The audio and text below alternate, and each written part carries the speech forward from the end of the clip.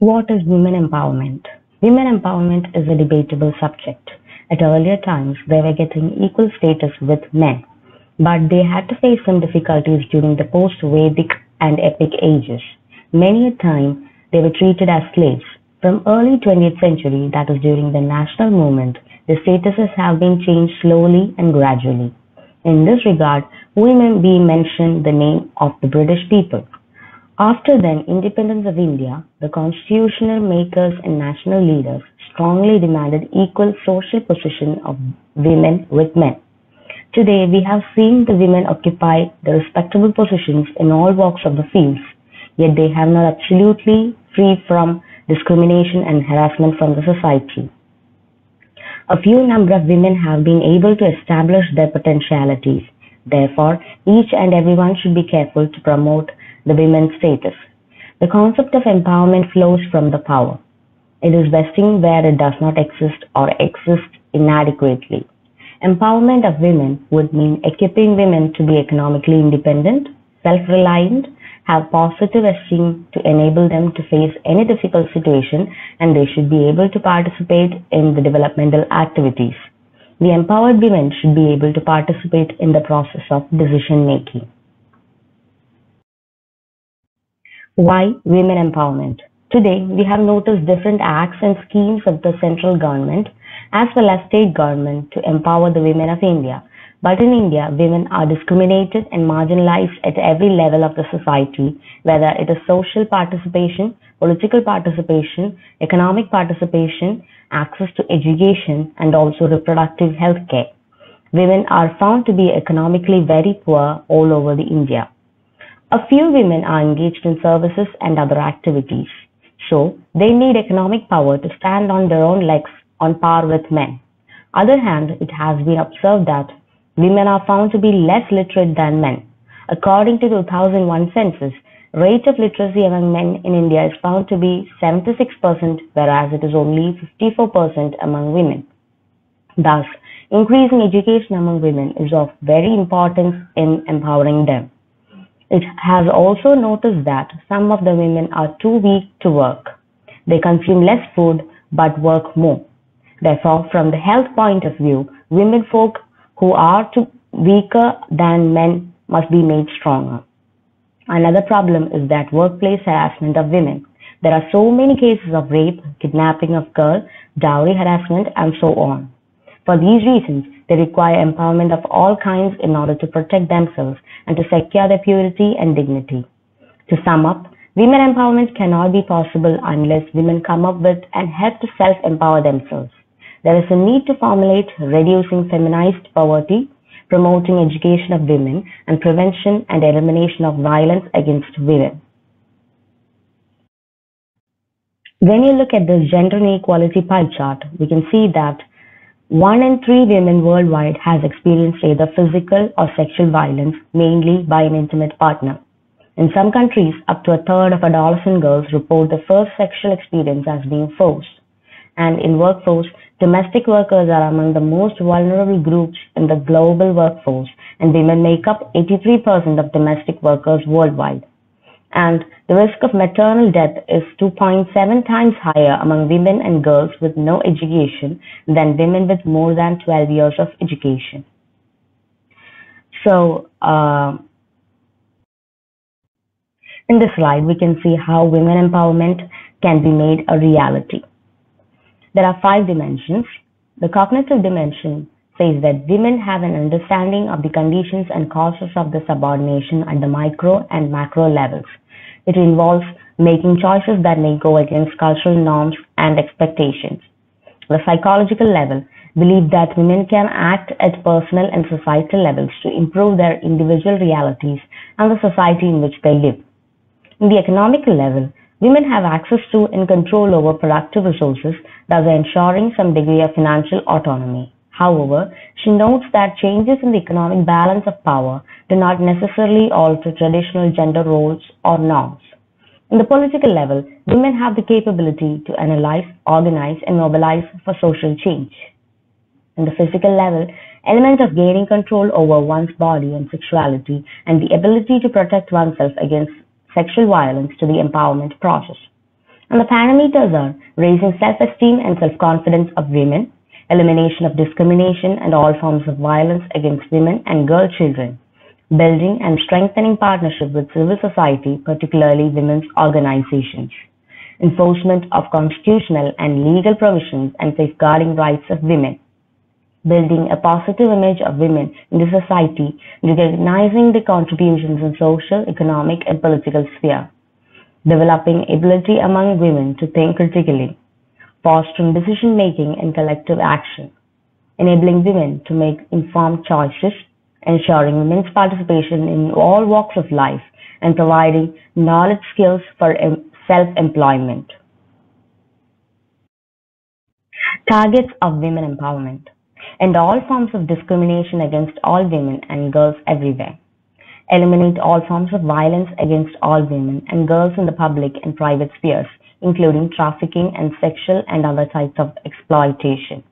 Eliminate all harmful practices such as child, early and forced marriage, and female genital mutilation. Recognize and value unpaid care and domestic work through the provision of public services, infrastructure and social protection policies, and the promotion of shared responsibilities within the household and the family as nationally appropriate.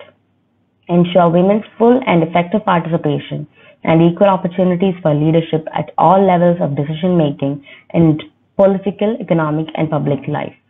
Ensure universal access to sexual and reproductive health and reproductive rights as agreed in accordance with the Programme of Action of the International Conference on the TAPI. Undertake reforms to give women equal rights to economic resources as well as access to ownership and control over land and other forms of property, financial services, inheritance, and natural resources in accordance with national laws. Enhance the use of enabling technology, in particular information and communications technology, to promote the empowerment of women. Adopt and strengthen sound policies and enforceable legislation for the promotion of gender equality and the empowerment of all women and girls at all levels. Women empowerment is not just a slogan but a prerequisite for an optimal capacity for overall development of a family, society, nation, and a sustainable world. The paper has covered about affirmative legislation, plans, and programs initiated by the government, NGOs, and corporate sector through their corporate social responsibility over a very large spectrum starting from the Indian Constitution to development in the recent years. It has been reflected by improvement in achieving gender parity in the category of educational attainment, showing improvement in political participation, but showing a declining trend in economic participation and opportunity as well as in health and survival segment. In terms of health and survival, it is worse even among South countries. As we have a decade towards achieving the SDG goals, the government needs to focus on these two segments more to achieve gender parity. There is urgent need of reassessing India's affirmative actions, giving fresh impetus on empowering girls and women not only through conventional education but also hand-holding for skill acquisition and providing them with equitable economic opportunity with providing them with fitting medical and health care. Let's discuss on the topic the schemes of women empowerment. Over the past few years, the Government of India has introduced several schemes that focus on women and aims to provide them with their due social dignity and ensure ways of earning. As the past of Indian society is filled with stances of gender inequality, the government has come forward to bring equality at every level, empower women and uplift child education. And there are several schemes of women empowerment. And the first scheme is Beti Bachao, Beti Padhao scheme. Here is a picture, a logo of a Beti Bachao, Beti Padhao scheme. So now let's discuss what is the Beti Bachao, Beti Padhao scheme. The scheme is launched on 22nd January 2015 by the Prime Minister of India in Haryana. The Beti Bachao Beti Padhao scheme ensures survival, protection and education of girl children. The scheme to address issues of the declining sex ratio over the past few years creates social awareness and enhance the efficiency of welfare services developed for girls. So, the main point in this topic is the Beti Bachao Beti Padhao scheme ensures survival, protection and education for girl children. And now let's move on to who are the beneficiaries of the scheme. The beneficiaries of the scheme is primary group, secondary group and tertiary group. And Beti Bachao Beti Padhao scheme is applicable to the whole country. However, to ensure maximum reach, this scheme is divided into 3 groups. That is, the first one is primary group. Primary group includes young and married couples, pregnant mothers and parents. And the second one is secondary group. Secondary group includes the youth of India, adolescents, in-laws, doctors, private hospitals, nursing homes, diagnostic centers. And the third one is tertiary group. Tertiary groups includes general people of the country, religious leaders, voluntary organization, frontline workers, officials and media. These are the 3 beneficiaries of the scheme. So first we note what is the intention of Beti Bachao Beti Padhao scheme. The intention of Beti Bachao Beti Padhao scheme is to ensure the survival, protection and education of girl children, and the scheme is divided into 3 types based on the beneficiaries of these schemes, that is primary group, secondary group and tertiary group. And the next scheme is working woman hostel. Working woman hostel is common in our country. So now let's move on to what is meant by the working woman hostel. To promote safe accommodation and environment for working women and provide daycare facilities for their children, the Government of India introduced this scheme, Working Woman Hostel Scheme. So through the Women Empowerment Scheme, the government provides granting aid for constructions and new hostel buildings and extensions of an existing building in render premises. So the main intention of the working woman hostel is the safe accommodation and environment for working women.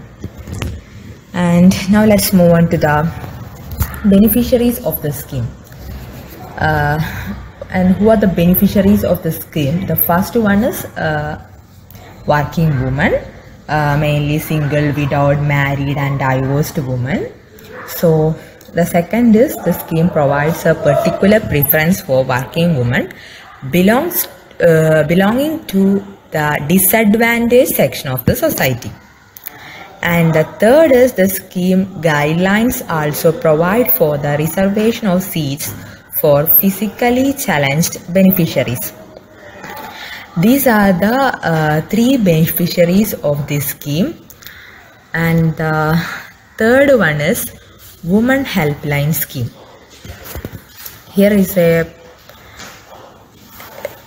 picture based on Women Helpline Scheme. 181 is the toll-free number of Women Helpline Scheme. So now let's discuss what is the Women Helpline Scheme. Women Helpline Scheme is one of the government scheme for women empowerment that intended to give 24/7 emergency response to women affected by violence in private or public spaces. And the universalization of women helpline numbers has been done in every state and union territory through a single toll-free number, that is 181. And the Now let's move on to who are the beneficiaries of this scheme. Any woman or girl facing violence or willing to know about various women-related schemes or programs. And the fourth one is Mahila Shakti Kendras. And Mahila Shakti Kendras is the fourth scheme of women empowerment, and it aims to provide one-stop convergent support services to women to develop skills, generate employment opportunities, and increase digital literacy. This scheme is operational at multiple levels such as national level, state level, and district level. And the main benefit of this scheme is to develop skills and generate employment opportunities and increase digital literacy. And who are the beneficiaries of the scheme is mainly rural women. And the fifth one is One-Stop Center Scheme. One-Stop Center Scheme is the fifth women empowerment scheme is One-Stop Center Scheme. It is a centrally sponsored scheme and is funded through the Nirbhaya Fund. State governments receive 100% central assistance to protect women affected by violence, such as gender-based acid attack, rape, sexual harassment in public and private spaces. And the beneficiaries of this scheme is all women nation can get benefits under the One-Stop Center scheme. One-Stop Center scheme is funded through the Nirbhaya Fund, and this mainly